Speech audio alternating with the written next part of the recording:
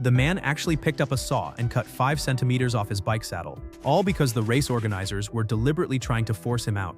Jack had found a new riding posture that made him much faster. He built his own racing bike, hoping to join this competition. But when the curtain was pulled back to reveal his bike, everyone at the scene burst into laughter. They thought the design of his bike looked too strange. The organizers didn't believe this bike could set any new records. During the pre-race inspection, they intentionally searched for faults. They claimed Jack's bike violated the rules. The saddle had to be at least 5 centimeters behind the bottom bracket. Clearly, Jack's design didn't meet that requirement. But just yesterday, the organizers had already inspected his bike. Without hesitation, Jack picked up a saw and cut part of the saddle. The organizers watched with smug smiles, thinking they had won. After Jack finished sawing the saddle, they suddenly claimed that the saddle must also be intact. They demanded Jack replace the seat entirely. Jack's friend started arguing with the organizers, but it was useless. They hid behind the rules.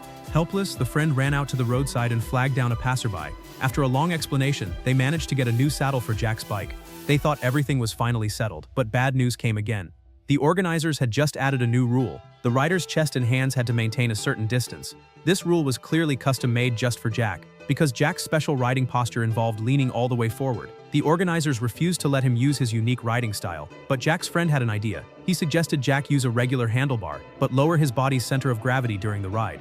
This way, the organizers couldn't use the new rule to disqualify him. But Jack insisted on using his own design and riding style. Seeing how determined Jack was, his friend had no choice but to accept it. The race officially began, and Jack performed steadily. He was doing extremely well, and the organizers started to feel nervous. But as time passed, Jack crashed hard on a curve. The accident shattered his confidence. He couldn't accept what happened and decided to quit riding, returning to his normal life. But one of his friends came to find him. After a long and passionate talk, Jack finally decided to try again.